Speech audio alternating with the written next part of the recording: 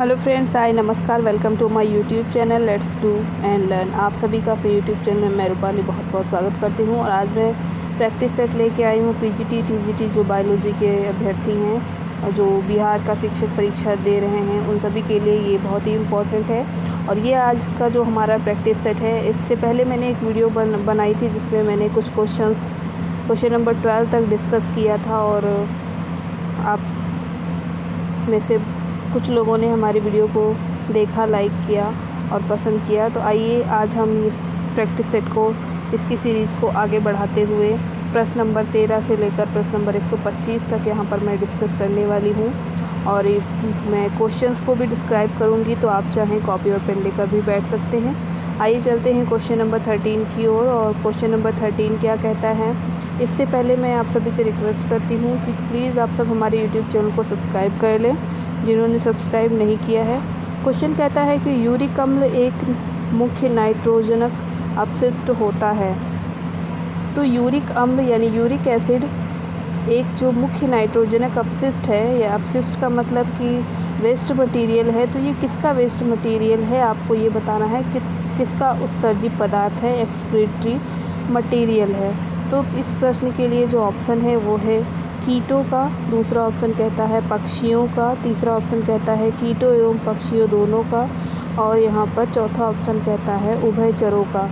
तो अगर हम यूरिक एसिड की बात करें तो यूरिक अम्ल कीटों और पक्षियों दोनों के ही क्या हैं, उत्सर्जी पदार्थ हैं, यानी कि वेस्ट मटेरियल। ये दोनों क्या करते हैं, अपनी बॉडी से जो एक्सक्रीट करते हैं वो यूरिक एसिड के फॉर्म में करते हैं।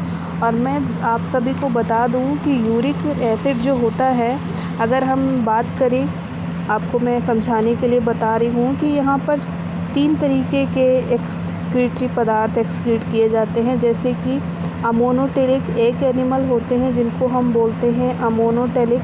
अमोनोटेलिक एनिमल वो एनिमल होते हैं जिनमें क्या करते हैं, अमोनिया जिनका एक्सक्रीटरी मटेरियल होता है, यानी जो वो फीकल मैटर निकालते हैं, जो वो अपशिष्ट पदार्थ निकालते हैं, उत्सर्जी पदार्थ निकालते हैं, वो क्या होता है, मेनली उसमें अमोनिया होता है। और ऐसे एनिमल जो इसको एक्सक्रीट करते हैं उनको हम अमोनोटेलिक बोलते हैं। इसको आप नोट कर ले। अमोनोटेलिक का एग्जांपल मैं आपको देती हूँ, जैसे कि फ़िश क्या है, अमोनोटेलिक है। बहुत सारी मछलियाँ क्या करती हैं, अमोनिया को डिस्चार्ज करती हैं, अमोनिया को अपने शरीर से बाहर निकालती हैं वेस्ट मटेरियल के रूप में। और कुछ, आइए दूसरा हम चलते हैं। दूसरा पॉइंट क्या है, तो दूसरा पॉइंट है यूरिकोटेलिक। यूरिकोटेलिक एनिमल क्या करते हैं कि ये यूरिक एसिड का जो हमारा ये एग्जाम्पल है इसका डिस्चार्ज करते हैं। और थर्ड एक टाइप होता है यूरियोटेलिक। यूरियोटेलिक में क्या होता है कि यूरियोटेलिक जो एनिमल होते हैं वो यूरिया का जो है एक्सक्रीशन करते हैं, यूरिया को शरीर से बाहर निकालते हैं।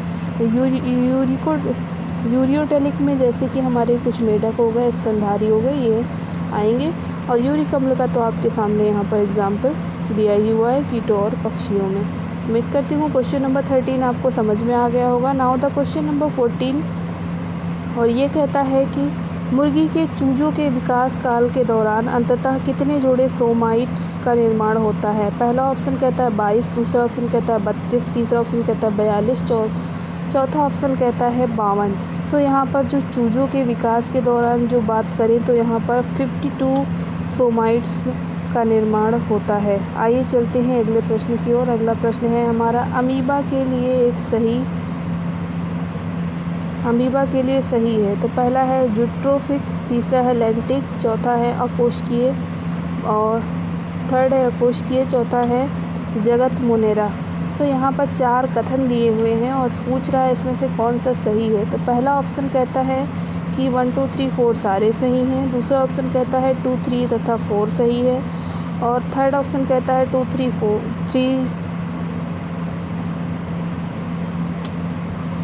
3 और 3 सही है। 3 की बजाय यहाँ पर 1 होगा। और यहाँ पर है 1 3 और 4 सही है। तो यहाँ पर कौन सा सही है आपको बताना है। तो यहाँ पर ऑप्शन नंबर सी सही होगा। यहाँ पर 1 2 3 ऑप्शन नंबर सही होगा, यानी कि यहाँ पर कौन कौन सा सही होगा, 1 2 एंड 3। ये तीनों ही क्या है अमीबा के लिए सही हैं, यानी ऑप्शन नंबर सी यहाँ पर सही होगा। इसको 3 को आप 1 कर लेंगे तो यहाँ पर ये सही है। अगर हम अमीबा की बात करें तो ये प्रोटिस्टा जो जगत है हमारा, प्रोटिस्टा किंगडम, उसका ये क्या है एक जलीय जंतु है। और ये क्या है तो ये जूट्रॉपिक है।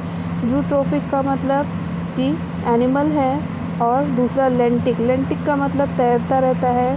नॉन सीलिएट का मतलब सीलिया इसके अंदर नहीं पाया जाता है, कोशिका नहीं पाया जाता है। ये मूवमेंट करते हैं सीडोपोडिया के थ्रू। आप देख रहे हैं ये अमीबा का स्ट्रक्चर हो गया। यहाँ पर कहीं पर भी सीलिया नहीं पाया जा रहा है, ऐसे बॉडी में सीलिया यहाँ पर नहीं पाया जा रहा है, तो इसलिए क्या है अकोष्ठीय हैं। अकोष्ठीय का मतलब सिंगल सेल्ड हो गया। आइए अगले प्रश्न की ओर चलते हैं। अगला प्रश्न है हमारा, शुक्राणु की तुलना में अंडों में ज़्यादा होता है। तो शुक्राणु की तुलना में अंडों में सबसे ज़्यादा क्या होता है? पहला ऑप्शन है क्रोमोसोम्स, दूसरा ऑप्शन है साइटोप्लाज्म, तीसरा है माइटोकॉन्ड्रिया, चौथा है सेंट्रियोल। तो इस प्रश्न का जो सही उत्तर होगा ऑप्शन नंबर बी होगा, साइटोप्लाज्म। अगर हम बात करें अंडों के अंदर, तो अंडों के अंदर क्या ज़्यादा है तो यहाँ पर साइटोप्लाज्म ज़्यादा होता है। साइटोप्लाज्म का मतलब कि यहाँ पर क्या है, जो माइटोकॉन्ड्रिया है स्पाइरल रूप में इसके अंदर पाया जाता है। किसके अंदर? शुक्राणु के अंदर। और शुक्राणु जनन तथा अंडाणु जनन की क्रिया के द्वारा यहाँ पर बनते हैं, इनका फॉर्मेशन होता है। आइए अगले प्रश्न की ओर चलते हैं। अगला प्रश्न है हमारा, अमीबा की संकुचनशील रिक्तिका के लिए सत्य कथन। तो अमीबा की जो संकुचनशील रिक्तिका है, जो रिक्तिका बनती है अमीबा में, उसके लिए कौन सा स्टेटमेंट सही है? पहला ऑप्शन यहाँ पर कहता है कि इसमें सिस्टोल धीरे धीरे लेकिन डायस्टोल अचानक होता है। दूसरा ऑप्शन कहता है इसमें सिस्टोल अचानक तथा डायस्टोल धीरे धीरे होता है। तीसरा ऑप्शन इसमें सिस्टोल तथा डायस्टोल दोनों अचानक होते हैं। चौथा ऑप्शन इसमें सिस्टोल तथा डायस्टोल दोनों धीरे धीरे होते हैं। तो इस प्रश्न का जो सही उत्तर होगा वो होगा ऑप्शन नंबर बी, इसमें सिस्टोल अचानक और डायस्टोल धीरे धीरे होता है।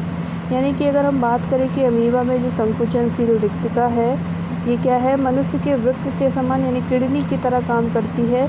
और ये उत्सर्जी पदार्थ को क्या करती है तो बाहर निकालने के लिए तेज़ी से संकुचित हो जाती है, जिससे क्या होता है उत्सर्जी पदार्थ बाहर निकल जाता है।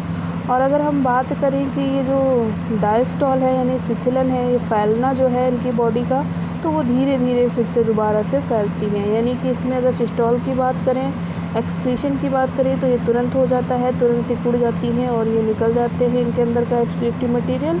और जो डायस्टोल होता है यानी कि इनका जो शरीर फिर से नॉर्मल कंडीशन पे आएगा सिकुड़ने के बाद, वो धीरे धीरे प्रोसेस होती है। ऑप्शन नंबर बी यहाँ पर सही होगा। उम्मीद करती हूँ क्वेश्चन आपको समझ में आ गया होगा। आइए चलते हैं अगले क्वेश्चन की ओर। अगला क्वेश्चन है, टाइडमैन्स बॉडीज़ तारामीन के एम्बुलेक्रल सिस्टम के विशेष भागों में से एक है जिसके निकट साहचर्य में स्थिति रहती है। तो टाइड्समैन जो बॉडीज़ हैं, पहला ऑप्शन है स्टोनॉल, दूसरा है रिंगनॉल, तीसरा है अरिएनॉल, चौथा है पार्सोनॉल। तो प्रश्न नंबर 18 का जो सही उत्तर होगा वो होगा ऑप्शन नंबर बी, रिंगनॉल होता है। रिंगनॉल मतलब रिंग कैनाल, इंग्लिश में इसको बोलते हैं रिंग कैनाल। और ये क्या होता है, टाइड्समैन जो बॉडीज़ होती हैं उसको क्या बनाती हैं, रेसिमोस ग्लैंड बनाती हैं। और यह छोटी गोल पीली जो ग्रंथ होते हैं उसकी जैसे संरचना होती है, जो अंदर की ओर रिंग कैनाल में जाकर क्या है खुलती है। तो ऑप्शन नंबर बी यहाँ पर सही उत्तर होगा। आइए अगले प्रश्न की ओर चलते हैं। अगला प्रश्न है, नॉरएपिनेफ्रिन एक वाहिका संकुचक है लेकिन इसका कोई प्रभाव नहीं होता। पहला है सिस्टमैटिक धमनियों पर, दूसरा है कोरोनरी धमनी पर, तीसरा है दोनों पर, चौथा है इनमें से कोई नहीं। नॉरएपिनेफ्रिन एक वाहिका संकुचक है। वाहिका मतलब क्या हुआ कि एक ट्यूब का संकुचन करता है और इसका कोई प्रभाव नहीं होता। तो किस पे नहीं होता? अगर हम बात करें नॉरएपिनेफ्रिन की, तो एक क्या है, एक वाहिका संकुचक है, ये तो क्वेश्चन में भी लिखा है। इसके बाद क्या है कि लेकिन इसका जो प्रभाव है वो सिस्टमैटिक धमनियों पर नहीं होता, बल्कि किस पर होता है तो इसका प्रभाव भी कुछ एड्रेनलिन के समान होता है। यानी जैसे कि हमारा एड्रेनलिन आप जानते हैं इमरजेंसी हार्मोन, ये उसी की तरह यहाँ पर क्या करता है, काम करता है। और ये जो इफेक्टर ऑर्गन होते हैं उनके इफेक्टर ऑर्गन के जो अल्फ़ा रिसेप्टर होते हैं उन पर ये कार्य करते हैं। कि अगर हम बात करें हृदय की गति की, तो हृदय की गति तीव्र नहीं होती है और ना ही रुधिर का जो ब्लड का प्रेशर है वो बढ़ता है।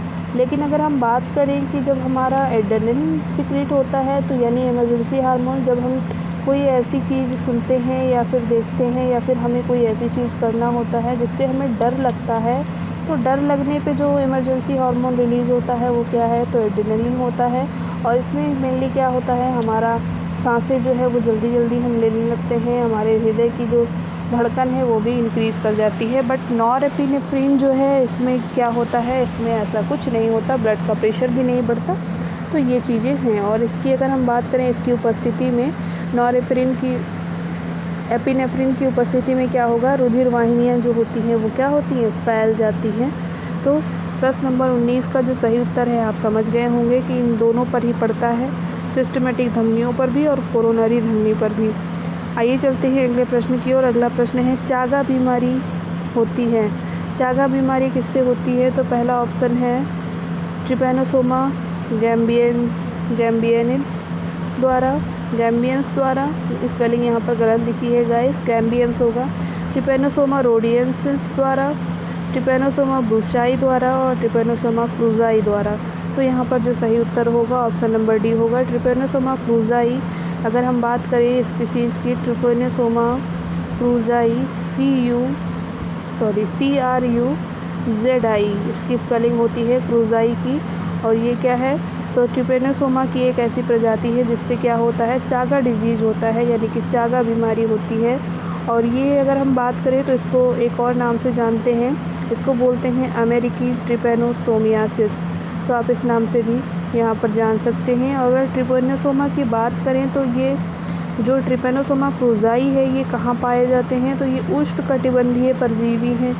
तो उष्णकटिबंधीय एरिया में पाए जाते हैं, यानी ट्रॉपिकल एरियाज़ में पाए जाते हैं। आइए चलते हैं अगले प्रश्न की ओर। अगला प्रश्न है हमारा, जोंक में चूसक पाए जाते हैं। चूसक का मतलब जो यहाँ पर सकिंग जो ऑर्गन्स होते हैं वो कहाँ पर पाए जाते हैं, जोंक के अंदर, जिससे वो ब्लड को शक करते हैं, चूसते हैं। तो पहला ऑप्शन है शरीर के अग्र सिरे पर, दूसरा ऑप्शन है शरीर के पश्च सिरे पर, तीसरा ऑप्शन है पूरे शरीर पर और चौथा ऑप्शन है शरीर के अग्र एवं पश्च सिरे पर। तो प्रश्न नंबर 21 के लिए जो सही उत्तर होगा वो होगा ऑप्शन नंबर डी, अग्र और पश्च दोनों ही सिरे पर क्या है, तो जोंक क्या होती है, चिपक जाती है, जिससे क्या होता है कि ब्लड को वो सक करने लगता है। और ये क्या है, इनको हम किस नाम से बोलते हैं, तो जोंक क्या है, एक हिरुडिनेरिया, इसका क्या है नाम है, साइंटिफिक नेम है हिरुडिनेरिया। और ये क्या करते हैं, तो ये रक्त को, इनके अंदर क्या होता है, हिरुडिन निकलता रहता है, जिससे इनकी बॉडी में रक्त क्या है, जमता नहीं है और ये उससे बचे रहते हैं और रक्त इनका क्या है, भोज्य पदार्थ है। आइए अगले प्रश्न की ओर चलते हैं। अगला प्रश्न है हमारा, निम्नलिखित में से कौन सा एक मनुष्य में अवशेषी अंग नहीं है। निम्नलिखित में से कौन सा ये मनुष्य के अंदर एक अवशेषी अंग नहीं है। पहला ऑप्शन कृमि रूप परिशेषिका, दूसरा ऑप्शन है चंद्रांधवलय,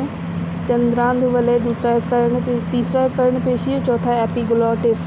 तो अगर हम बात करें यहाँ पर तो ऑप्शन नंबर डी जो है वो सही होगा।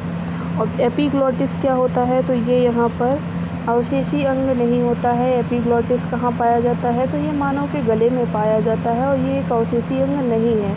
और अगर हम बात करें कृमि रूप परिशेषिका, मैं इसकी इंग्लिश एक बार आपको बता देती हूँ। इसका नाम है वर्मीफॉर्म अपेंडिक्स। तो ये क्या है, वर्मीफॉर्म अपेंडिक्स आप जानते हैं कि जहाँ पर हमारी जो सीकम जिसे हम इंग्लिश में बोलते हैं, तो सीकम के अंदर क्या होता है कि सेलुलोज का पाचन होता है और वो हमारे अंदर जो पार्ट है, क्योंकि हमारी बॉडी क्या करती है, सेलुलोज को नहीं पचा पाती और उसकी वजह से जो हमारा ये ऑर्गन है वो अब क्या है, वेस्टिजियल ऑर्गन के अंतर्गत आता है और अवशेषी ऑर्गन के अंतर्गत आता है कृमि रोग परिशेषिका यानी वर्मीफॉर्म अपेंडिक्स। बहुत सारे लोगों को अपेंडिक्स की बीमारी हो जाती है, तो अपेंडिक्स क्या करते हैं, ऐसी बीमारी में काट के निकाल देते हैं और इससे कोई बॉडी पर कोई फ़र्क नहीं पड़ता। लेकिन अगर हम बात करें यहाँ पर पूछा है नहीं है, तो यहाँ पर जो एपिग्लोटिस है वो नहीं है, ये क्या है, ह्यूमन के नेक का पार्ट है। आइए अगले प्रश्न की ओर चलते हैं। अगला प्रश्न है हमारा प्रश्न नंबर 23 ये कहता है जाइमोजन क्या है। तो जाइमोजन के बारे में आपने सुन रखा होगा।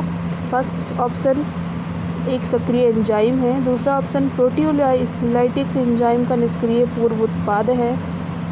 दूसरा ऑप्शन कहता है ऑक्सीकरण का एंजाइम का पूर्व उत्पाद है। और लास्ट ऑप्शन कहता है एक निष्क्रिय एंजाइम है। तो इस प्रश्न के लिए जो सही उत्तर होगा ऑप्शन नंबर बी सही होगा। ऑप्शन नंबर बी क्या कहता है, तो ऑप्शन नंबर बी कहता है कि प्रोटियोलिटिक एंजाइम का निष्क्रिय पूर्व उत्पाद है। प्रोटियोलिटिक का मतलब जो प्रोटीन का लिसिस करते हैं, जो प्रोटीन को तोड़ते हैं अमीनो एसिड्स में, ये उनका क्या है, निष्क्रिय पूर्व उत्पाद है, यानी कि ये इनका क्या है, तो प्रोटियोलिटिक एंजाइम का जाइमोजन ये क्या करते हैं, तो ये कहते हैं कहाँ से सिक्रेट होते हैं, तो ये पैनक्रियास से सिक्रेट होते हैं और प्रोटीन के डाइजेशन में क्या करते हैं, पार्ट लेते हैं, आंशिक रूप से हेल्प करते हैं प्रोटीन के डाइजेशन के लिए। तो उम्मीद करती हूँ क्वेश्चन नंबर 23 आपको समझ में आ गया होगा। ये चलते हैं क्वेश्चन नंबर 24 की ओर।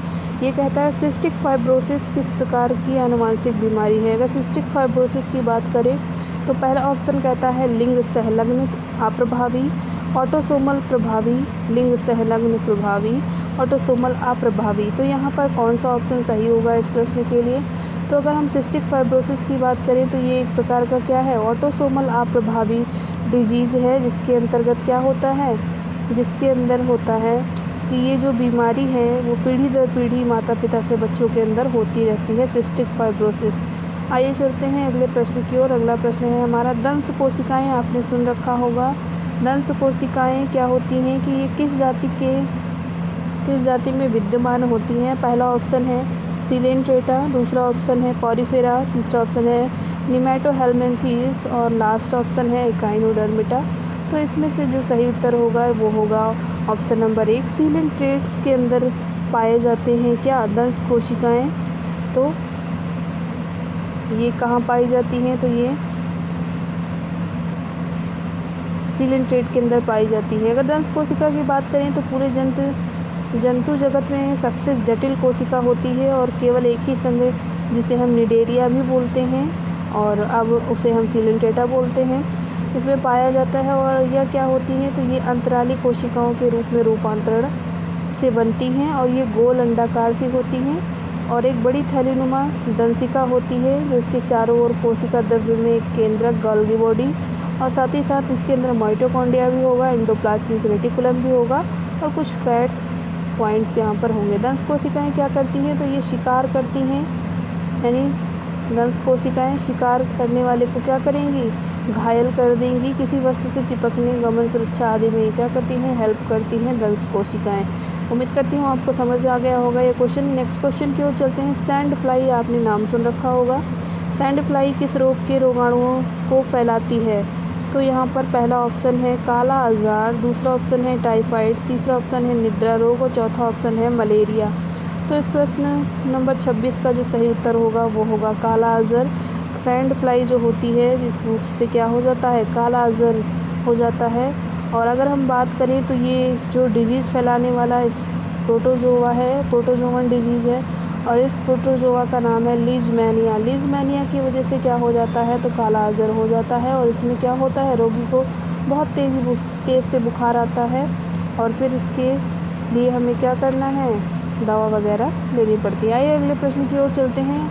अगला प्रश्न है हमारा यूकैरियोटिक कोशिका का कोशिका पंजर निर्मित होता है, किससे निर्मित होता है। पहला है प्रोटीन तंतु से, दूसरा है कार्बोहाइड्रेट अणु से, तीसरा है लंबी श्रृंखला वाले वसा से, चौथा ऑप्शन है कैल्शियम कार्बोनेट अणु से। तो यहाँ पर जो सही प्रश्न मतलब इस प्रश्न का जो सही उत्तर होगा वो होगा ऑप्शन नंबर ए, यानी प्रोटीन तंतुओं से, प्रोटीन फाइबर से इनका निर्माण होता है। आइए अगले प्रश्न की ओर सीधा मूव करते हुए।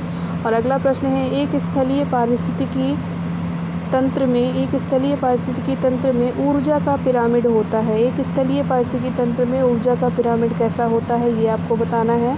पहला ऑप्शन है अधोमुख, दूसरा ऑप्शन कहता है सीधा, तीसरा ऑप्शन कहता है समानांतर और चौथा ऑप्शन यहाँ पर कहता है कि उपरोक्त में से कोई नहीं। तो यहाँ पर अगर हम बात करें एक स्थलीय पारिस्थितिकी तंत्र में ऊर्जा का जो पिरामिड होगा वो कैसा होगा, तो वो होगा हमारा ऑप्शन नंबर बी, ऊर्जा का पिरामिड हमेशा सीधा बनेगा।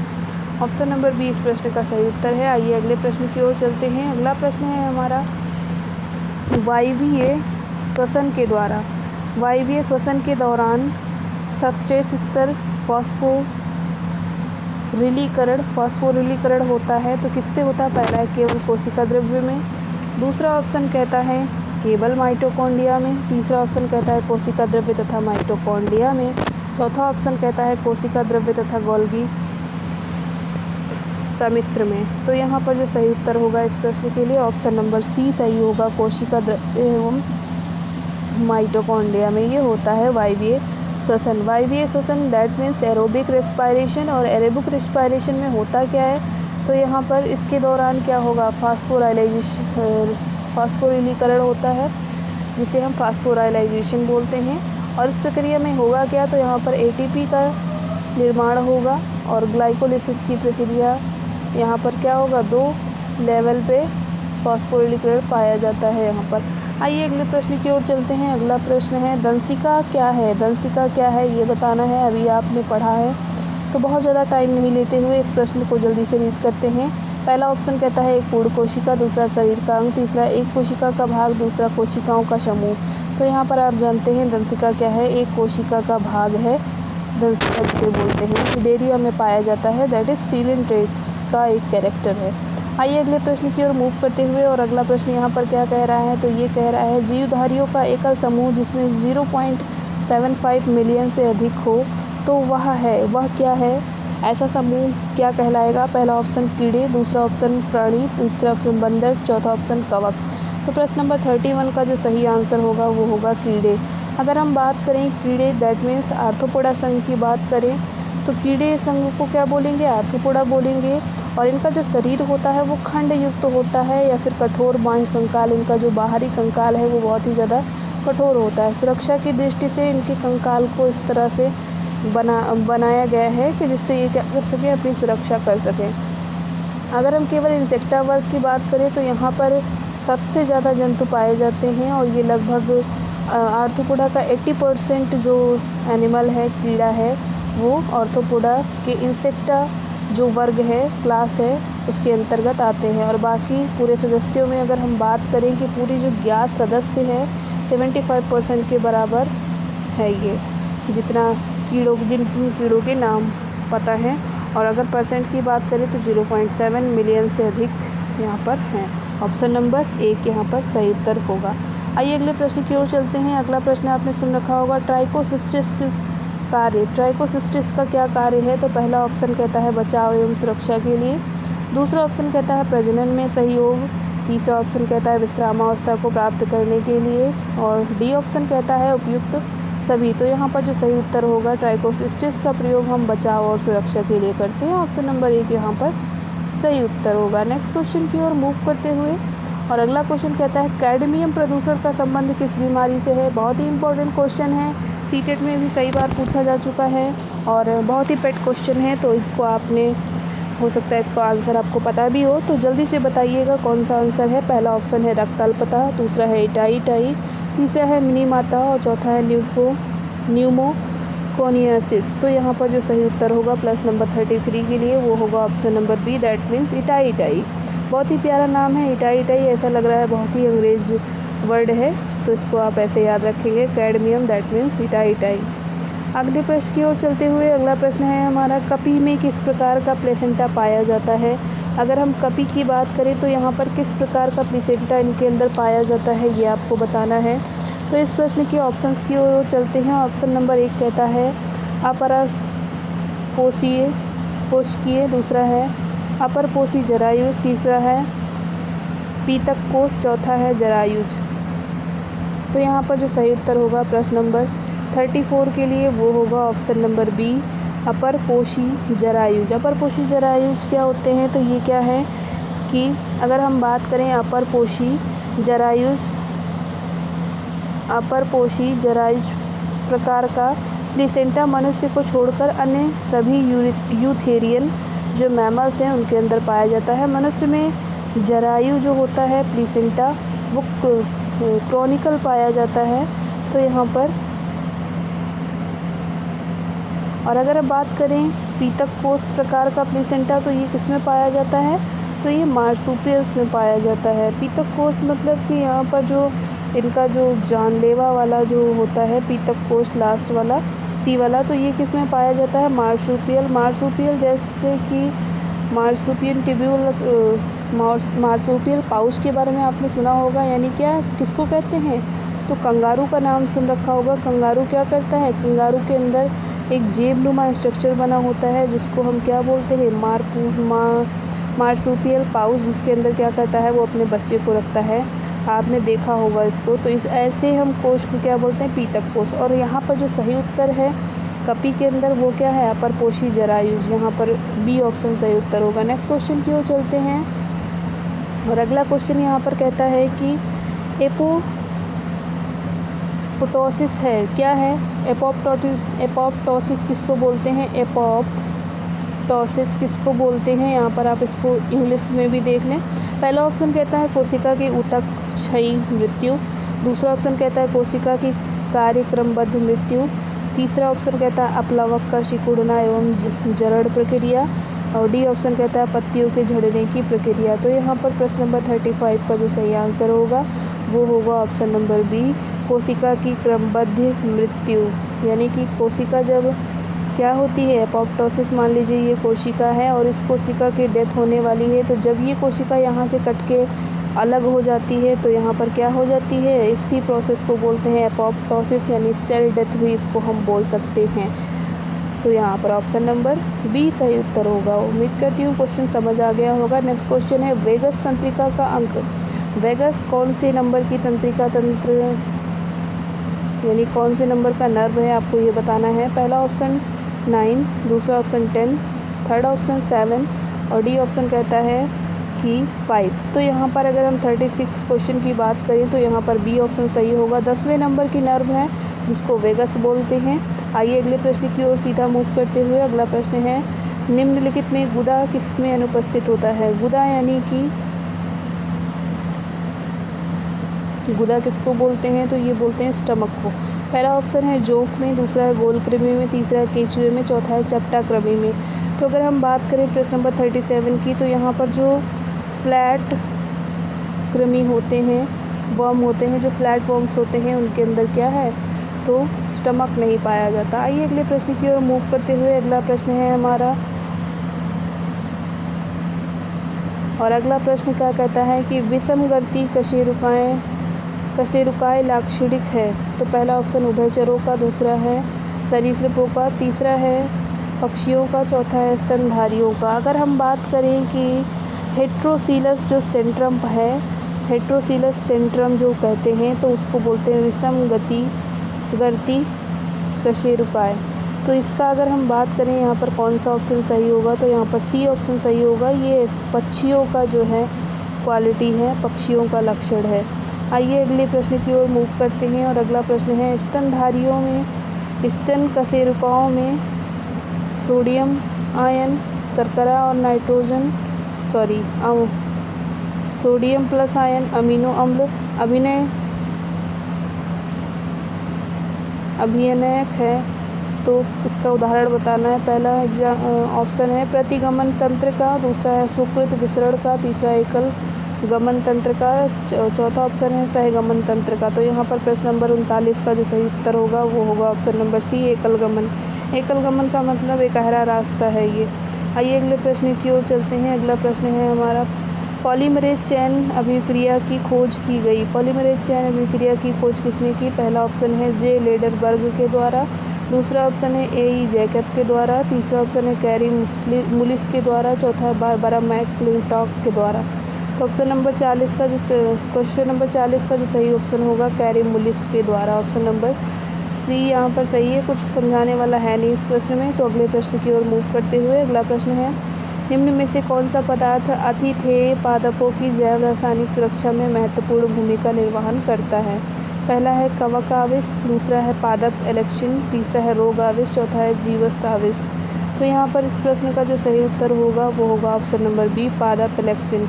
अगर हम बात करें फाइटो एलेक्सिन की, तो यहाँ पर ये क्या है?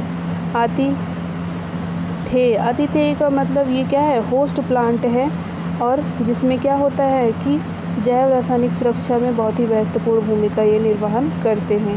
आइए अगले प्रश्न की ओर चलते हैं। अगला प्रश्न है क्लोरोफाइटा प्रभाग में पैंडोरिना को गोनियम की अपेक्षा किसकी अधिक विकसित माना जाता है, क्योंकि इसमें पाया जाता है अधिक विभेदीय। पहला ऑप्शन जाइगोट संरचना, दूसरा ऑप्शन अस्थायी फीडिंग ग्रुप, तीसरा ऑप्शन कॉलोनी, चौथा ऑप्शन मूल तंत्र। तो यहाँ पर जो सही उत्तर होगा प्रश्न नंबर 42 का वो सी ऑप्शन होगा, कॉलोनी बनाते हैं ये लोग। आइए अगले प्रश्न की ओर मूव करते हुए। अगला प्रश्न है हमारा, निम्नलिखित में से कौन सा एक विदुर फल का उदाहरण नहीं है ये बताना है। पहला है ब्लाउस्टा, तीसरा है रेगमा, तीसरा है क्रीमोकार्प, चौथा है लोमेंटम। तो यहाँ पर इस प्रश्न का जो सही उत्तर होगा प्रश्न नंबर 43 का ऑप्शन नंबर 1 ब्लाउस्टा यहाँ पर सही उत्तर होगा। नेक्स्ट क्वेश्चन की ओर मूव करते हुए, सहजीवी स्थिति, क्वेश्चन थोड़ा सा बड़ा है, ध्यान से पढ़ेंगे। सहजीवी स्तरण के संबंध नाड़ जीन पाए जाते हैं, तो किसमें पाए जाते हैं? पहला ऑप्शन राइजोबियम में, दूसरा ऑप्शन दलहनी पौधों में, तीसरा ऑप्शन एडमेसिया में, चौथा है ए और बी दोनों में। तो यहाँ पर प्रश्न नंबर 44 के लिए जो सही ऑप्शन होगा वो होगा राइजोबियम में, ऑप्शन नंबर 1 यहाँ पर सही उत्तर होगा। आइए अगले प्रश्न की ओर चलते हैं। गाइस आप तब तक अगला प्रश्न पढ़िए, तो थोड़ा सा पानी पी लेती हूँ।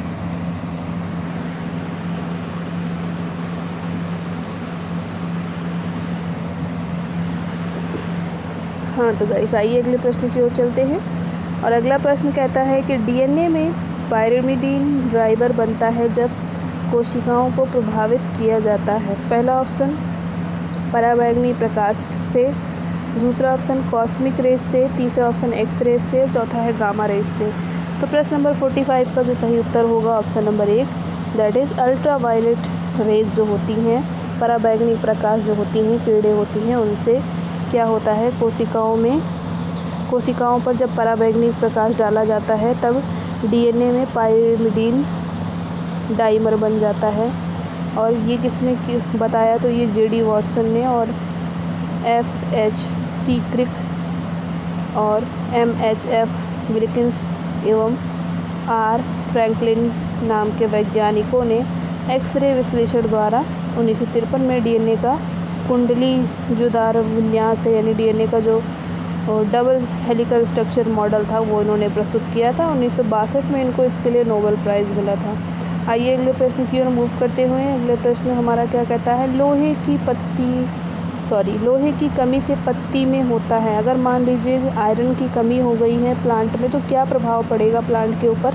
पहला ऑप्शन है पत्ती सीड्स में ऊतक क्षय हो जाएगा, पत्ती छोटी हो जाएगी, प्रोटीन संश्लेषण में कमी आ जाएगी, लास्ट कहता है नए पत्ती में अंतरशिरीय हरिमहीनता होगी। तो यहाँ पर जो सही उत्तर होगा प्रश्न नंबर 46 का ऑप्शन नंबर डी सही होगा। पहले नई पत्तियों में क्या हो जाएगी? अंतरशिरीय हरिमहीनता, यानी कि उनका जो हरापन है वो क्या हो जाएगा? कम हो जाएगा। आइए अगले प्रश्न की ओर चलते हैं। अगला प्रश्न है कोनिडिया आपने सुन रखा होगा। कोनिडिया द्वारा अलैंगिक जनन पाया जाता है, यानी कोनिडिया द्वारा कौन जनन करता है? पहला ऑप्शन है यीस्ट में, दूसरा है क्लेमाइडोमोनास, तीसरा है पेनिसिलियम, चौथा है इन सभी में। तो प्रश्न नंबर 47 की बात करें तो यहाँ पर पेनिसिलियम होगा, ऑप्शन नंबर सी यहाँ पर सही उत्तर होगा। आइए अगले प्रश्न की ओर चलते हैं। अगला प्रश्न है हमारा रोगजनक के संक्रमण के कारण संपूर्ण पौधे उसके किसी भाग अथवा ऊतक का समानीत विकास कहलाता है। तो क्या कहलाता है? पहला ऑप्शन है रुद्ध वृद्धि, दूसरा है अतिवर्धन, तीसरा है अति वृद्धि और चौथा है ऊतक क्षय। तो प्रश्न नंबर 48 का जो सही उत्तर होगा ऑप्शन नंबर 1 सही होगा। जो रुद्ध वृद्धि है यानी वृद्धि को क्या है, जो रुकी हुई वृद्धि है, यहाँ पर ये सही उत्तर होगा प्रश्न नंबर 48 का। नेक्स्ट क्वेश्चन की ओर चलते हैं। सिट्रस कैंकर रोग उत्पन्न होता है। सिट्रस कैंकर बहुत ही फेमस रोग, आपने नाम सुन रखा होगा। पहला ऑप्शन है स्यूडोमोनास में, दूसरा ऑप्शन करता है जेंथोमोनास, तीसरा है बैसिलस, चौथा है इनमें से सभी। तो यहाँ पर प्रश्न नंबर 49 का जो सही उत्तर होगा वो होगा जेंथोमोनास में क्या करता है? रोग उत्पन्न करता है सिट्रस कैंकर। आइए अगले प्रश्न की ओर चलते हुए। और प्रश्न नंबर 50 यानी कि यहाँ पर हमने अर्धशतक क्वेश्चंस कर लिए हैं। आप सभी से रिक्वेस्ट है कि प्लीज़ जिन लोगों ने हमारे यूट्यूब चैनल को सब्सक्राइब नहीं किया है सब्सक्राइब कर लें, बेल आइकॉन भी प्रेस कर लें ताकि सभी वीडियोज़ की नोटिफिकेशन आपको मिल सके। तो चलते हैं 50वां प्रश्न की ओर। क्लोरोसिस की प्रक्रिया प्रदर्शित होती है? तेज रोशनी में। बी ऑप्शन अत्यधिक शोषण के कारण। सी ऑप्शन अंधेरे के कारण। डी ऑप्शन लोहा तथा मैग्नीशियम तत्व के अभाव के कारण। तो यहाँ पर प्रश्न नंबर 50 का जो सही उत्तर होगा ये क्या है? लोहा तथा मैग्नीशियम तत्व के अप्रभाव के कारण। ऑप्शन नंबर यहाँ पर डी सही होगा, क्लोरोसिस की प्रक्रिया होती है। नेक्स्ट क्वेश्चन है, निम्नलिखित में कौन पौधों के रक्षण में प्रयुक्त होता है? पहला है जिएटिन, दूसरा है जेसमिनेट, तीसरा है काइनेटिन, चौथा है इथाइलिन। तो यहाँ पर 51 की बात करें तो यहाँ पर ऑप्शन नंबर 1 सही होगा, जिएटिन। जिएटिन की बात करें तो जिएटिन पौधों के संरक्षण के लिए प्रयुक्त होता है। और अगर हम बात करें कि जिएटिन है क्या, तो ये एक प्राकृतिक साइटोकाइनिन है जो एडेनिन से प्राप्त किया जाता है। नेक्स्ट क्वेश्चन की ओर चलते हैं। अगला क्वेश्चन कहता है प्रश्न नंबर 52, निम्नलिखित में कौन एक लिंगाश्रयी जाति कौन सी है? आपको ये बताना है। तो पहला ऑप्शन है आर क्रिस्टलिना, दूसरा है आर ग्लाका, तीसरा है आर पठानकोटेंसिस, लास्ट है आर होम्युलेंसिस। तो यहाँ पर इस प्रश्न का जो सही उत्तर होगा आर होम्युलेंसिस हिमालयंसिस, ये हमारा सही उत्तर होगा। रिक्तिका जो हिमालयंसिस एक लिंगामयी जो जाति है। अब बात करें तो ये बहुत सी जातियाँ यहाँ पर हैं इनके अलावा जो क्या हैं, एक लिंगी हैं। आइए अगले प्रश्न की ओर चलते हैं। अगला प्रश्न है हमारा प्रश्न नंबर 53। ये कहता है कि पुंजायांग स्तंभ तथा संवर्तिका वृक्ष, जिसको हम क्या बोलते हैं, गाइनोस्टियम, ये किस प्रकार का पुष्पदल आसंजन प्रदर्शित करते हैं? तो प्रश्न नंबर 53 का जो सही उत्तर होगा उसके लिए ऑप्शन की ओर पहले चलते हैं। दललग्नी, दूसरा है अधिपर्णी, तीसरा है पुंजायंगी, लास्ट है इनमें से कोई नहीं।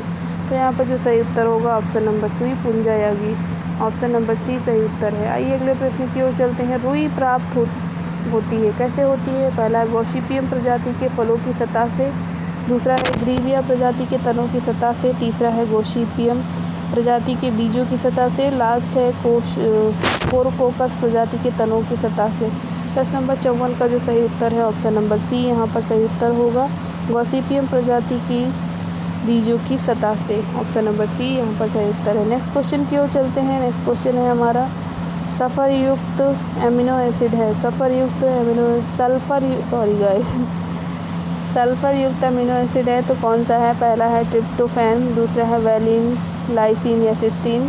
सी ऑप्शन कहता है cysteine, methionine, cysteine, last glutamic acid and aspartic acid. तो यहाँ पर जो सही उत्तर होगा प्रश्न नंबर 55 के लिए सी सही होगा, सिस्टीन, मिथियोनिन और cysteine, methionine, cysteine. Option number सी यहाँ पर सही है। नेक्स्ट क्वेश्चन की ओर चलते हैं। अगला क्वेश्चन है, यदि किसी पौधे के भ्रूणपोष में 24 गुणसूत्र हैं तो इसके बाह्य दल पुंज में गुणसूत्रों की संख्या क्या होगी? पहला ऑप्शन 8, दूसरा है 16, तीसरा है 24 और लास्ट है 32। तो यहाँ पर जो सही उत्तर होगा वो क्या होगा? इसका यहाँ पर बी उत्तर सही होगा, 16 होगा। आइए अगले प्रश्न की ओर चलते हैं। अगला प्रश्न है, एम्फीवासल वाही पूल निम्नलिखित में से किसे एक से पहचाना जाता है? पहला ऑप्शन है जाइलम केंद्र में हो तथा इसके चारों ओर फ्लोएम हो, दूसरा ऑप्शन है फ्लोएम बीच में हो तथा इसके चारों ओर जाइलम हो, सी ऑप्शन है जाइलम तथा फ्लोएम की ही अर्धव्यास हो, डी ऑप्शन है जाइलम और फ्लोएम अलग अलग वाही पुल बनाएं और अर्धव्यासों पर क्या करें हो। तो यहाँ जो सही उत्तर है प्रश्न नंबर 57 के लिए वो कौन सा आंसर सही है? तो बी वाला आंसर सही है, फ्लोएम बीच में होगा, इसके चारों ओर क्या होगा? जाइलम। इसको हम बोलते हैं एम्फी।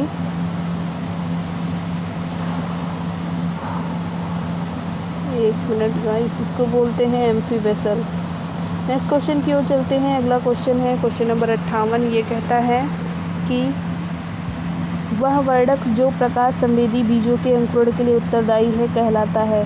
तो कौन सा वर्णक है जो इसके बीजों के लिए उत्तरदायी है? पहला ऑप्शन जेंथोफिल, दूसरा कैरोटीन, तीसरा है अंकुरण वर्णक, चौथा है फाइटोक्रोम। तो यहाँ पर जो सही उत्तर होगा प्रश्न नंबर 58 के लिए वो डी होगा, फाइटोक्रोम। फाइटोक्रोम वर्णक एक चमकीले नीले या हरे नीले रंग का एक प्रोटीन होता है जो कि क्या करता है? प्रकाश संवेदी बीजों के अंकुरण के लिए उत्तरदायी होता है।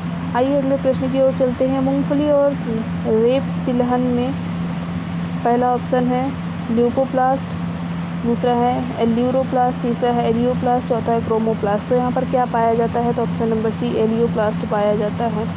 आइए अगले प्रश्न की ओर चलते हैं।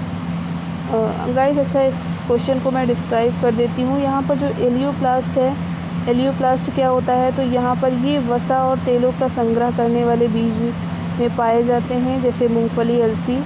तो ये क्या है? इनमें पाए जाते हैं। इनके अलावा अगर हम बात करें एमाइलोप्लास्ट, तो एमाइलोप्लास्ट यहाँ पर क्या होते हैं? तो जो स्टार्च का संग्रह करते हैं, जैसे कि गेहूँ, चावल, मक्का।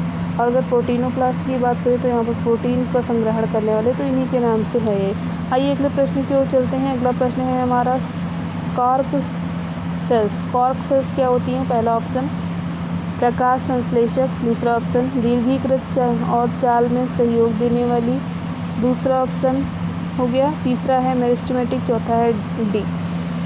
ऑप्शन नंबर डी यहाँ पर सही है। कॉर्क सेल्स क्या होती हैं? तो ये डेड सेल्स होती हैं। आइए अगले प्रश्न की ओर चलते हैं। बहुत ज़्यादा टाइम नहीं लेंगे, जल्दी जल्दी डिस्कस करेंगे। और जातीय वामन पौधों को सामान्य लंबाई के पौधों में बदलने के लिए अनुप्रयोग किया जाता है। पहला है एथिलीन, दूसरा जिब्रेलिन, तीसरा साइटोकाइनिन और लास्ट है ऑक्सिन। तो यहाँ पर आप किसका प्रयोग करेंगे? तो यहाँ पर जिब्रेलिन का प्रयोग करेंगे। जिब्रेलिन क्या है? एक वृद्धि हार्मोन है जो कि पौधों को बड़ा करने में क्या करता है? हेल्प करता है। आइए अगले प्रश्न की ओर चलते हैं। अगला प्रश्न बहुत ही महत्वपूर्ण टेरिडोफाइटा से लिया गया। टेरिडोफाइटा में पादप शरीर की उत्पत्ति के विषय में टीलोमवाद प्रस्तावित किया गया था। किसके द्वारा? ग्रीव द्वारा, दूसरा बैली द्वारा, तीसरा जिमरमान द्वारा और डी ऑप्शन हक्सले द्वारा। तो यहाँ पर जो सही उत्तर है प्रश्न नंबर 62 के लिए वो ऑप्शन नंबर सी सही होगा, जिमरमान द्वारा। नेक्स्ट क्वेश्चन की ओर मूव करते हैं सीधा। और अगला क्वेश्चन कहता है बांस है तो क्या है? एक नरकट है, दूसरा है घास है, तीसरा है झाड़ी है, चौथा है वृक्ष। तो बांस क्या है? आप सभी जान ले, बांस क्या है? एक घास है, यानी कि ये क्या है? ग्रास है। आइए अगले प्रश्न की ओर चलते हैं, बहुत ज़्यादा टाइम नहीं लेंगे। अगला प्रश्न है उत्पन्न होता है एक वायरस द्वारा, दूसरा ऑप्शन कवक द्वारा, तीसरा ऑप्शन जीवाणु द्वारा, निमेटोड द्वारा। तो अगर हम बात करें कि एंटीटॉक्सिन कवक से जो प्राप्त होता है, ये यकृत जो है कैंसर फैलाने के लिए जिम्मेदार होता है। यहाँ पर क्वेश्चन आप नोट कर ले। एफ्लाटॉक्सिन उत्पन्न होता है, किससे उत्पन्न होता है ये अब बताएंगे। तो यहाँ पर जो सही उत्तर होगा ऑप्शन नंबर बी सही है, कवक द्वारा। आइए अगले प्रश्न की ओर मूव करते हैं। अगला क्वेश्चन है हमारा इनमें से कौन सा जीव सामान्यतः एक ही प्रकार के न्यूक्लिक एसिड अर्थात डीएनए अथवा आरएनए में ही पाया जाता है? पहला कीटाणुओं में, दूसरा जीवाणुओं में, तीसरा कवक में, चौथा एक्टिनोमाइसिटीज़ में। तो यहाँ पर जो सही उत्तर होगा ऑप्शन नंबर बी सही होगा, जीवाणु में, बैक्टीरिया के अंदर। आइए अगले प्रश्न की ओर चलते हैं। अगला प्रश्न है इनमें से किन्हें जैव तकनीकी का पितामह कहा गया? पहला करोली इरेकी, दूसरा एडवर्ड जेनर, तीसरा है जॉन मेंटल, चौथा है कैरी मुलिस। तो यहाँ पर प्रश्न नंबर 66 के लिए जो सही उत्तर है ऑप्शन नंबर 1 सही होगा, कैरोली इरेकी।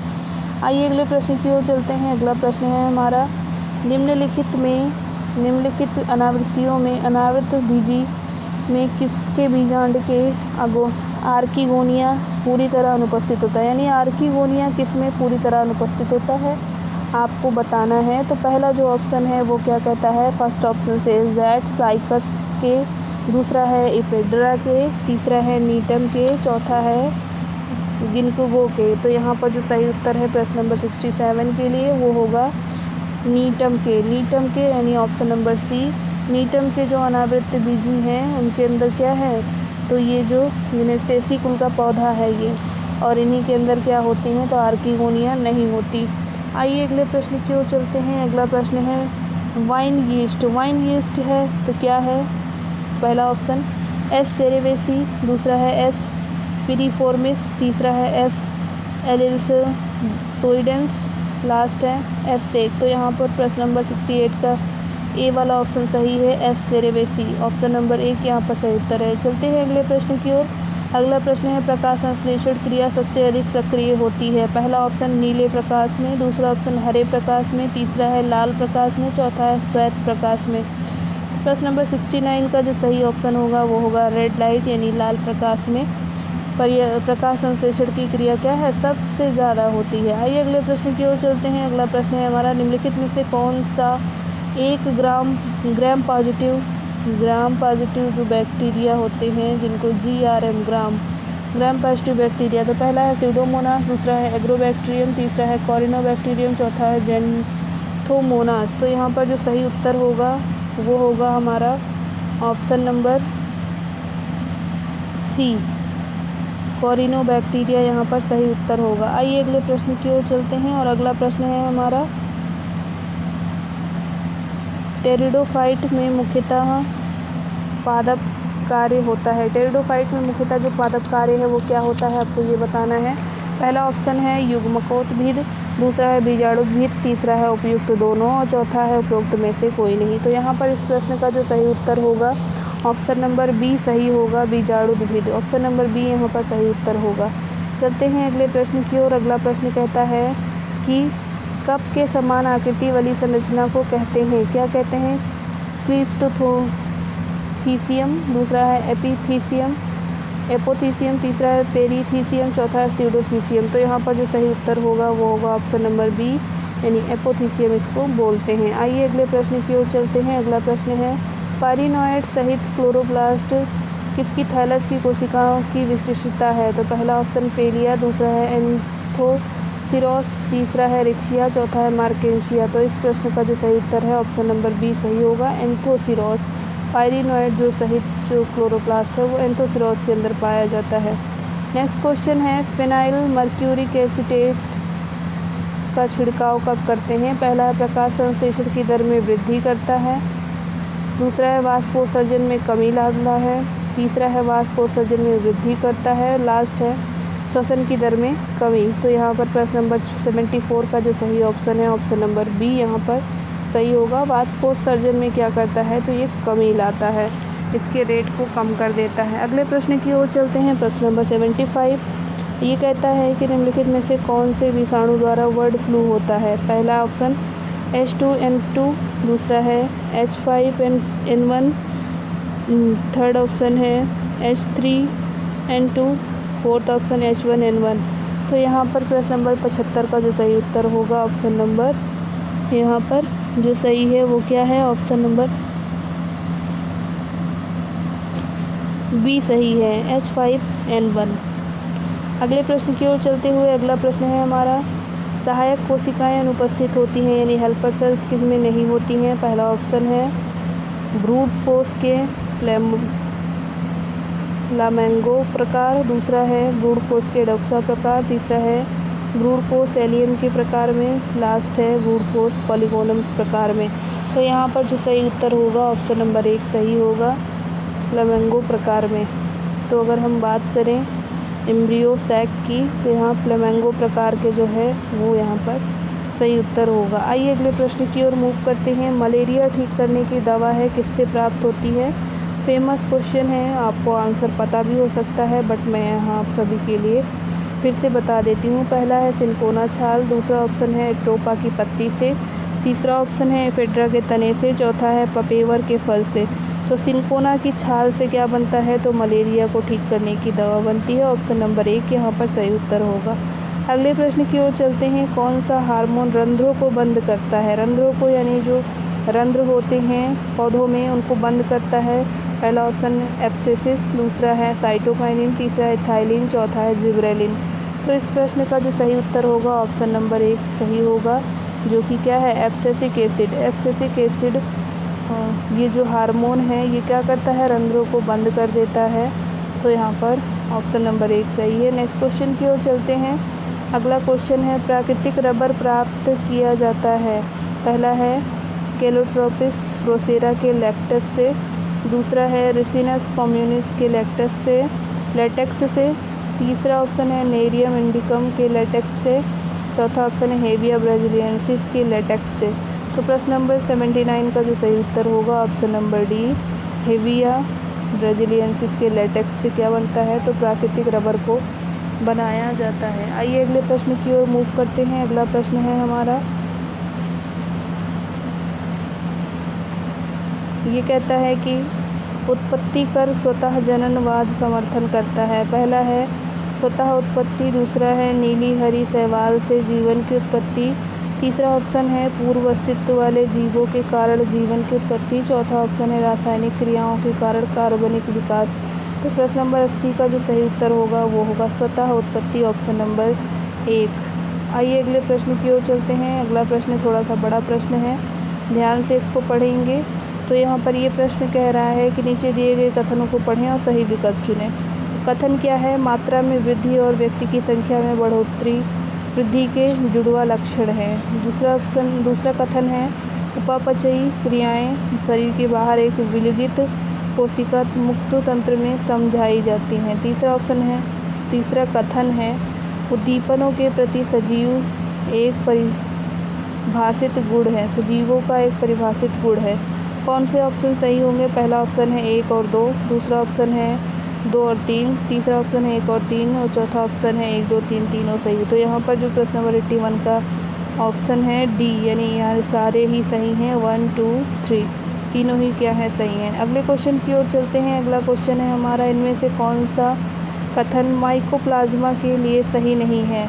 पहला ऑप्शन इनमें कोशिका झिल्ली का अभाव होता है, दूसरा ऑप्शन ये सबसे छोटी जीवित कोशिका हैं, तीसरा ऑप्शन ये ऑक्सीजन के बिना जीवित नहीं रह सकते, चौथा ऑप्शन यह पादप व जंतुओं में रोगजनक होते हैं। तो प्रश्न नंबर 82 का जो सही उत्तर होगा वो होगा सी ऑप्शन, यानी कि ये क्या है, ऑक्सीजन के बिना जिंदा नहीं रह सकते। अगर हम माइकोप्लाज्मा की बात करें तो माइकोप्लाज्मा को मॉलिक्यूल्स भी बोलते हैं। ये मोनेरा जगत से हैं और इनके अंतर्गत इनको वर्गीकृत किया जाता है। सरलतम और सूक्ष्मतम स्वतंत्र जीवी प्रोकैरियोट्स हैं और इन्हें हम क्या बोलते हैं, प्लूरोनिमोनिया से पीड़ित जो मवेशी होते हैं, प्लूरल द्रव्य इनके लिए खोजा गया था।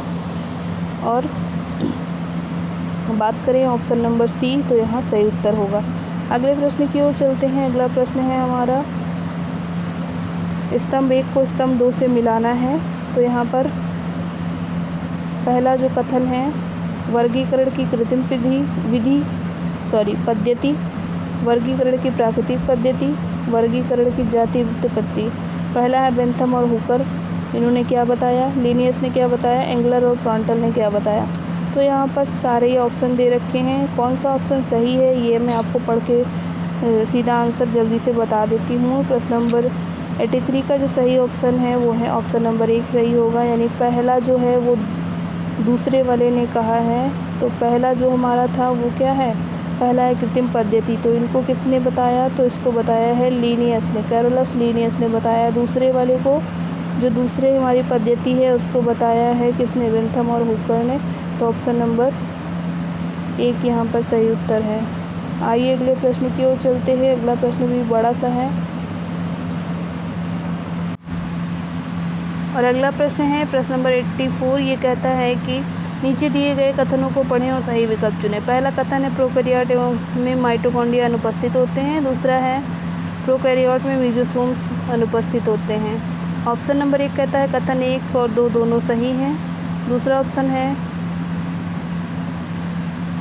और 2 कथन 1 की सही व्याख्या करता है। दूसरा ऑप्शन है 1 और 2 दोनों सही हैं, परंतु कथन 1 का सही व्याख्या नहीं करता। दोनों सही हैं और दोनों कथन गलत हैं। तो पहला और दूसरा कथन दोनों गलत हैं। तो यहाँ पर जो सही उत्तर होगा प्रश्न नंबर 84 के लिए बी ऑप्शन सही होगा, ऑप्शन नंबर बी। कथन 1 और 2 दोनों सही है, लेकिन जो व्याख्या है वो सही नहीं है। आज चलते हैं अगले प्रश्न की ओर। अगला प्रश्न है हमारा, निम्न में कौन एक संतृप्तीय वसीय अम्ल है? तो पहला है ओलिक एसिड, दूसरा है लिनोइक एसिड, तीसरा है अरेकिडोनिक एसिड और चौथा है पामेटिक एसिड। तो प्रश्न नंबर 85 का जो सही उत्तर है वो है palmitic acid, option number D यहाँ पर सही उत्तर होगा। नेक्स्ट क्वेश्चन की ओर चलते हैं। जल, खनिजों, कुछ कार्बनिक, नाइट्रोजनों और हार्मोन्स का एक दिशीय प्रवाह निम्न के माध्यम से होता है। पहला है दारू, दूसरा है पोषवाह, तीसरा है मूल और चौथा है संवहन ऊतक। प्रश्न नंबर 86 का जो सही उत्तर है वो है ऑप्शन नंबर 1, जो कि है क्या, दारू। ऑप्शन नंबर 1 यहाँ पर सही उत्तर है। आइए चलते हैं अगले प्रश्न की ओर। अगला प्रश्न है हमारा अगला प्रश्न है 87। ये कहता है हाइड्रोपोनिक्स और अथवा मृदा रहित संवर्धन इसे जानने में सहायक होता है। पहला है किसी तत्व की आवश्यकता, दूसरा है तत्व की न्यूनता लक्षण, तीसरा है तत्व की विषाक्तता, या फिर उपरोक्त सभी। तो प्रश्न नंबर 87 का जो डी ऑप्शन है वो ये सभी चीज़ों को जानने में क्या करते हैं, हेल्प करते हैं। आइए अगले प्रश्न की ओर चलते हैं। अगला प्रश्न है हमारा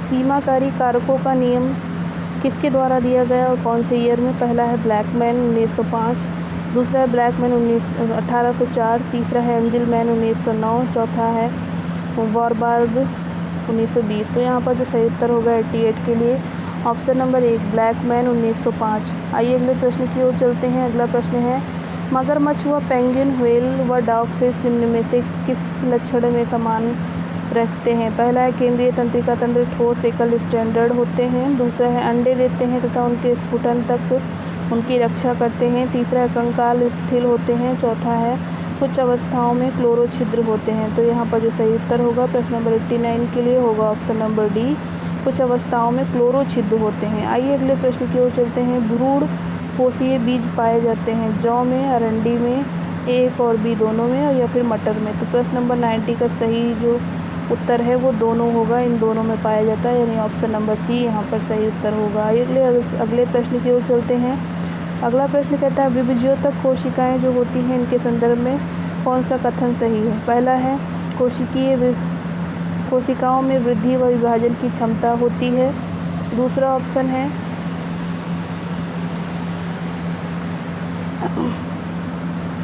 कोशिका में सघन कोशिका द्रव्य व स्पष्ट केंद्रक होता है, तीसरा ऑप्शन है सुविकसित अंतःद्रव्यीय जालिका व माइटोकॉन्ड्रिया उपस्थित होता है। तो यहाँ पर तीनों कथन दिए गए हैं, कौन सा ऑप्शन सही है। 1 और 2 सही है, दूसरा कहता है 2 और 3 सही, तीसरा कहता है 1 और 3 सही, चौथा कहता है 1 और 2 और 3 तीनों सही। तो यहाँ पर प्रश्न नंबर 91 का ए वाला ऑप्शन सही होगा, 1 और 2 यहाँ पर सही है। आइए अगले प्रश्न की ओर चलते हैं। अगला प्रश्न है हमारा हृदय पेशी कंकाल पेशी से भिन्न होती है क्योंकि। पहला ऑप्शन है ये चिकनी होती है, ऐच्छिक होती है, अरेखित होती है, या रेखित और अनैच्छिक होती है। तो प्रश्न नंबर 92 का यहाँ पर डी ऑप्शन सही होगा, रेखित व अनैच्छिक होती है। आइए चलते हैं अगले प्रश्न की ओर। अगला प्रश्न है हमारा डीएनए पॉलीमरेज के अलावा डीएनए संश्लेषण में कौन सा एंजाइम भाग लेता है। पहला है टोपोआइसोमेरेक, दूसरा है हेलिकेज, तीसरा है आरएनए प्राइमेज, चौथा है उपरोक्त सभी। तो प्रश्न नंबर 93 का जो सही उत्तर है वो होगा उपरोक्त सभी, यानी सभी में ये क्या है, सभी संश्लेषण में भाग लेते हैं। आइए अगले प्रश्न की ओर चलते हैं। अगला प्रश्न है दिए गए कथनों में अंतर्वर्षता को एस प्रावस्था के बारे में असत्य कथन चुनिए। पहला है G1 व G2 के मध्य, दूसरा है केंद्रक में डीएनए का द्विगुणन, तीसरा है कोशिका द्रव्य में तारक केंद्र का द्विगुणन, और लास्ट है चूंकि डीएनए की मात्रा दुगुनी होती है और गुणसूत्रों की संख्या भी दुगुनी हो जाती है। तो यहाँ पर जो सही उत्तर होगा प्रश्न नंबर 94 के लिए ऑप्शन नंबर डी सही होगा। डीएनए की मात्रा दुगुनी होती है, गुणसूत्र की मात्रा भी यहाँ पर दुगुनी हो जाती है। अगला प्रश्न है क्रेब्स साइकिल उपापचयी जो नाली है सिंक भी कहते हैं, इसको क्यों कहते हैं। तो पहला ऑप्शन कार्बोहाइड्रेट वसा प्रोटीन के लिए सामान्य पक्ष है, क्या है कार्बोहाइड्रेट वसा प्रोटीन, दूसरा ऑप्शन है केवल कार्बोहाइड्रेट एवं वसा, तीसरा ऑप्शन केवल कार्बोहाइड्रेट एवं कार्बनिक अम्ल, चौथा है केवल प्रोटीन और वसा। प्रश्न नंबर 95 का जो सही उत्तर है ऑप्शन नंबर ए सही होगा, कार्बोहाइड्रेट वसा और प्रोटीन। आइए अगले प्रश्न की ओर चलते हैं, प्रश्न नंबर 96 की ओर, और ये कहता है स्वतंत्र अपव्यूहन के नियम को निम्न में की मदद से समझा जा सकता है। पहला ऑप्शन है द्विसंकर संकरण, दूसरा है परीक्षार्थ संकरण, तीसरा है संकर पूर्वज संकरण, चौथा है एक संकर संक्रमण। तो यहाँ पर प्रश्न नंबर 96 का जो सही उत्तर होगा वो होगा द्विसंकर संकरण, ऑप्शन नंबर 1 यहाँ पर सही उत्तर होगा। अगले प्रश्न की ओर चलते हैं, गलत कथन कौन सा है। पहला है अग्नाशयी रस में लाइपेज और न्यूक्लियेज नहीं पाया जाता, दूसरा है गोबलेट जो कोशिकाएं होती हैं श्लेष्म में स्रावित करती हैं। तीसरा है ब्रूनर्स ग्रंथियाँ, सब म्यूकोसल ग्रंथियाँ हैं और डास्ट है। कार्बोक्सी पेप्टाइडेज प्रोटीन्स, पेप्टोन्स और प्रोटियोजन को डाइपेप्टाइड्स में बदलने के लिए प्रेरक का काम करती हैं। प्रश्न नंबर 97 का जो सही उत्तर होगा ऑप्शन नंबर 1, अग्नाशयी रस में लाइपेज न्यूक्लिक अम्ल न्यूक्लियसिस नहीं पाई जाती। अगला प्रश्न है, सजीव विभेदित कोशिका जो विभाजन की क्षमता खो चुकी हैं कुछ विशेष परिस्थितियों में विभाजन की शक्ति को पुनः प्राप्त कर सकती हैं, इस विधि को क्या कहते हैं? तो पहला ऑप्शन है विभेदन, दूसरा है निर्विभेदन, तीसरा है पुनः विभेदन, चौथा है परिवर्धन। तो यहाँ पर जो सही उत्तर होगा प्रश्न नंबर 98 के लिए ऑप्शन नंबर बी यहाँ पर सही होगा, निर्विभेदन। आइए अगले प्रश्न की ओर मूव करते हैं। प्रश्न नंबर 99 ये कहता है निम्न में से कौन सी संरचना भोजन निगलने के दौरान भोजन को श्वास नली में प्रवेश करने से रोकने के लिए ग्लोटिस को बंद कर देती है? पहला है जिह्वा, दूसरा है एपिग्लोटिस, तीसरा है डायाफ्राम, चौथा है लैरिंक्स। तो यहाँ पर प्रश्न नंबर 99 का जो आंसर होगा वो होगा एपिग्लोटिस। एपिग्लोटिस के बारे में अभी मैंने आपको क्वेश्चन में ऊपर बताया था। और एपिग्लोटिस है क्या, मैं आपको बता देती हूँ। एक पत्ती की जैसा स्ट्रक्चर है ये, और जो क्या करता है कि ग्लोटिस को क्या करता है, बंद करने का काम करता है। और आप जब बड़ा सा मुँह खोलेंगे तो आपको यहाँ पर बीच में आपके जहाँ पर गले का स्टार्ट होगा वहाँ पे आपने देखा होगा सफ़ेद सफ़ेद कुछ घंटी जैसा लगता है, उसको हम क्या बोलते हैं? एपिग्लोटिस। दैट इज़ वो क्या करता है, नीचे लटक जाता है, जिससे क्या हो जाता है, भोजन अंदर जाता है, फिर उसके बाद बंद हो जाता है, फिर जाता है, फिर बंद हो जाता है। तो ये काम करता रहता है। आइए अगले प्रश्न की ओर चलते हैं। प्रश्न नंबर 100। तो यहाँ पर शतक पूरा करते हुए और प्रश्नों अभी तक हमने 100 प्रश्नों को सॉल्व किया है। तो आप सभी से रिक्वेस्ट है कि वीडियो अच्छी लग रही हो तो प्लीज़ चैनल को सब्सक्राइब जरूर करें। आइए चलते हैं प्रश्न नंबर 100 की ओर। 100 क्या कहता है, एक्यूट मायोकार्डियल इन्फेक्शन के दौरान ईसीजी में निम्न प्रकार से कौन सा परिवर्तन होता है?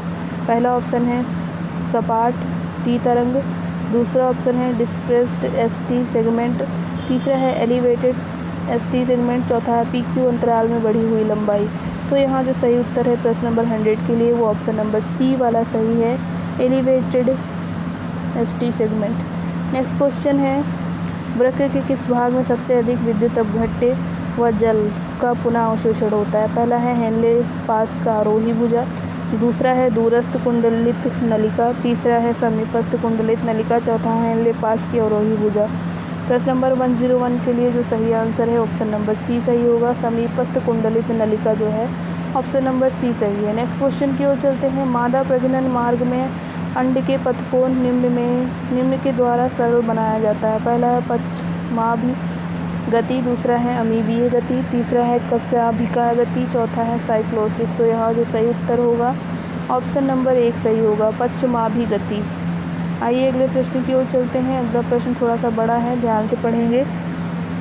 ये प्रश्न कहता है कि किसी तंत्रिकीय आवेग के संचरण के दौरान निम्न में से किसकी गति से क्रियात्मक विभव होता है? पहला है के आयन की अंतः कोशिकीय द्रव्य से बाह्य कोशिका द्रव्य की ओर गति, दूसरा है सोडियम प्लस की बाह्य कोशिका द्रव्य से अंतः कोशिकीय द्रव्य की ओर गति, तीसरा है के प्लस आयन की बाह्य कोशिका द्रव्य से अंतः कोशिका द्रव्य की ओर गति, लास्ट है सोडियम प्लस आयन की अंतः कोशिकीय द्रव्य से बाह्य कोशिकीय द्रव्य की ओर गति।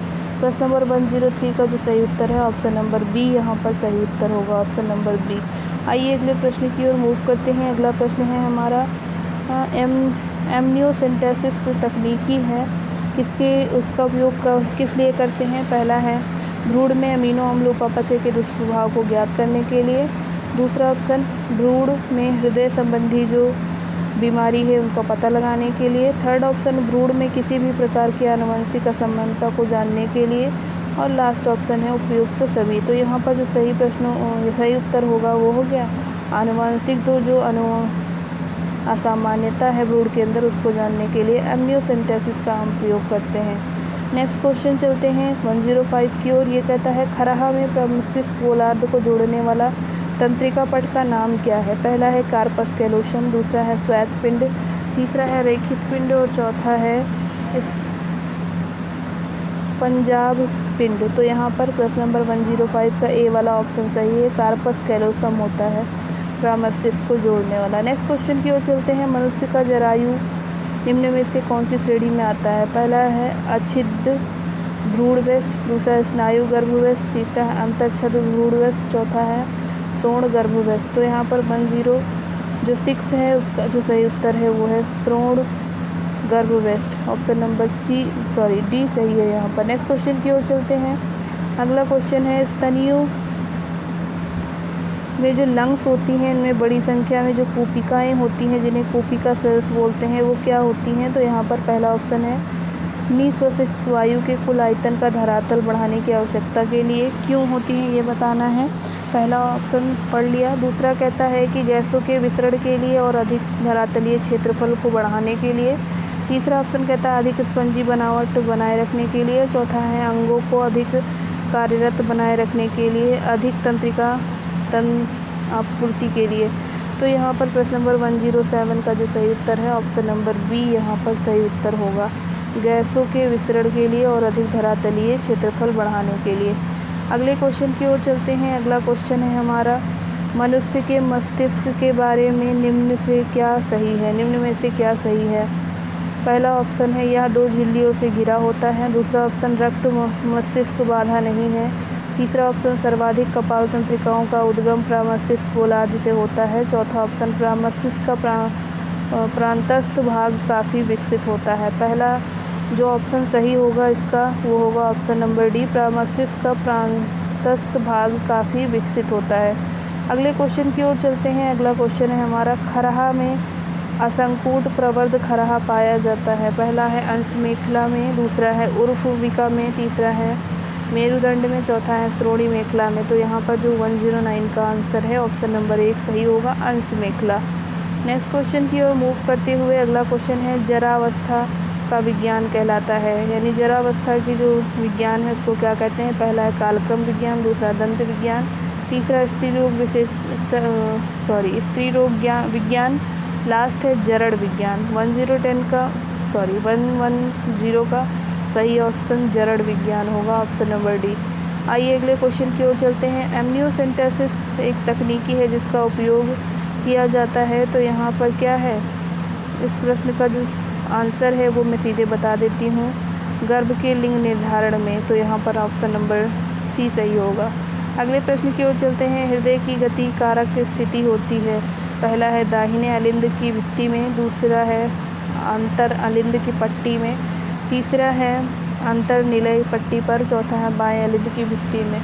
तो यहाँ पर जो सही होगा 112 का तो ऑप्शन नंबर 1 दाहिने अलिंद की भित्ति में, ऑप्शन नंबर 1 यहाँ पर सही उत्तर होगा। अगले प्रश्न की ओर चलते हैं। विद्युत अंग पाए जाते हैं। तो पहला ऑप्शन है शार्क में, दूसरा है सोस में, तीसरा है स्वर्ण मछली में, चौथा है रे मछली में। तो यहाँ पर 113 का जो सही आंसर है वो है रे मछली, ऑप्शन नंबर डी यहाँ पर सही उत्तर होगा। चलते हैं अगले प्रश्न की ओर। अगला प्रश्न है बाह्य कर्ण विशिष्ट गुण होते हैं। पहला ऑप्शन स्तनधारियों के, दूसरा है सरीसृपों के, तीसरा है उभयचर के, चौथा है मत्स्य के। तो प्रश्न नंबर 114 का जो सही आंसर होगा ऑप्शन नंबर 1 यहाँ पर स्तनधारियों के, ऑप्शन नंबर 1 सही होगा। अगले प्रश्न की ओर चलते हैं। अगला प्रश्न है हमारा उत्परिवर्तन कहा जाता है। पहला ऑप्शन है आकार में अचानक परिवर्तन को, दूसरा ऑप्शन है गुणों में परिवर्तन को, तीसरा है आनुवांशिक गुणों में परिवर्तन को, चौथा है उपरोक्त में से कोई नहीं। तो प्रश्न नंबर 115 का जो सही उत्तर होगा वो होगा आनुवांशिक गुणों में परिवर्तन को, ऑप्शन नंबर सी यहाँ पर सही उत्तर होगा।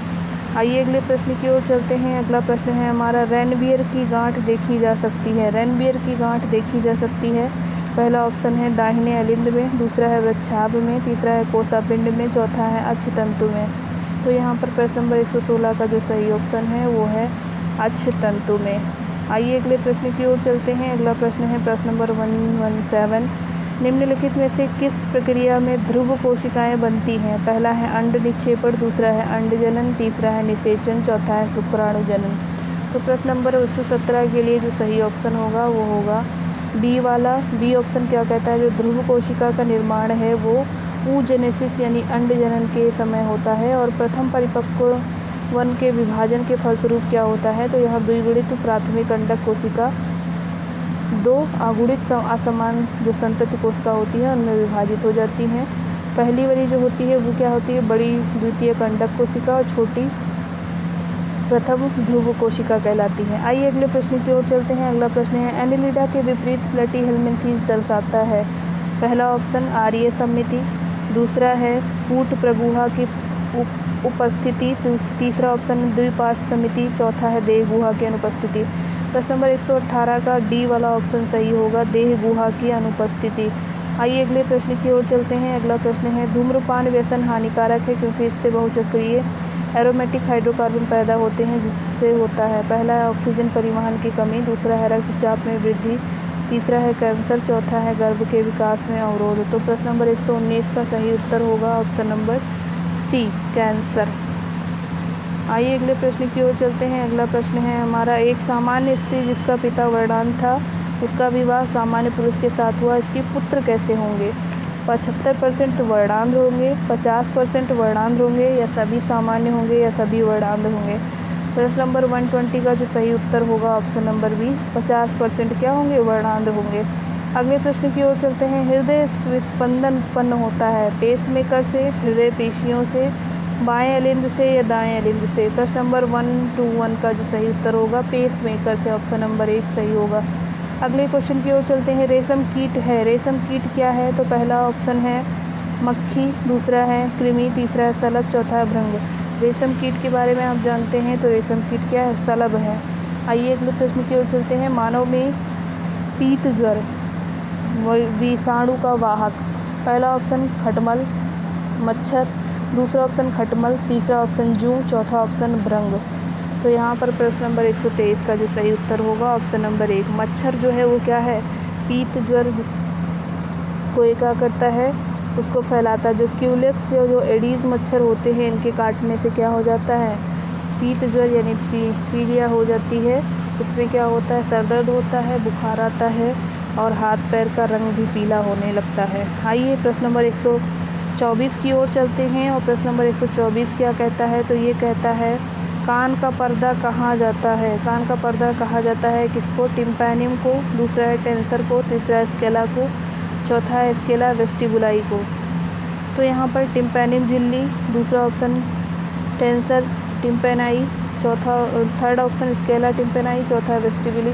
तो यहाँ जो सही उत्तर होगा प्रश्न नंबर 124 का वो ऑप्शन नंबर 1, टिम्पैनियम झिल्ली जो होती है उसको हम क्या बोलते हैं? कान का पर्दा बोलते हैं। अगला प्रश्न है आज का अंतिम प्रश्न, जीवाणु के गुणसूत्र की प्रतिक्रिया यानी कि अगर हम इसका डुप्लीकेशन करेंगे तो इसके दौरान जो डीएनए का संश्लेषण आरंभ होगा, एक प्रतिकृति आरंभ स्थल से होता है। कहाँ से होता है? पहला ऑप्शन, इसमें आरएनए प्राइमर निहित होते हैं, दूसरा ऑप्शन, यह टेलोमरेज द्वारा सुगमीकृत होता है, थर्ड ऑप्शन, यह स्थल की दिशा में एक दिशा में चलता है, चौथा ऑप्शन, यह द्विदिशिक रूप से चलता है। तो यहाँ पर जो सही उत्तर होगा 125 का ऑप्शन नंबर सी सही होगा, यह स्थल की एक दिशा में चलता है। ऑप्शन नंबर सी यहाँ पर सही उत्तर होगा। उम्मीद करती हूँ आपको आज की ये वीडियो पसंद आई होगी। वीडियो कैसी लगी कमेंट बॉक्स में कमेंट करके ज़रूर बताएं और ऐसी ही प्रैक्टिस सेट्स के लिए, सही जानकारी के लिए आप हमारे साथ बने रहिए। हमारे यूट्यूब चैनल को सब्सक्राइब करिए। Thank you for watching. नमस्कार, जय हिंद।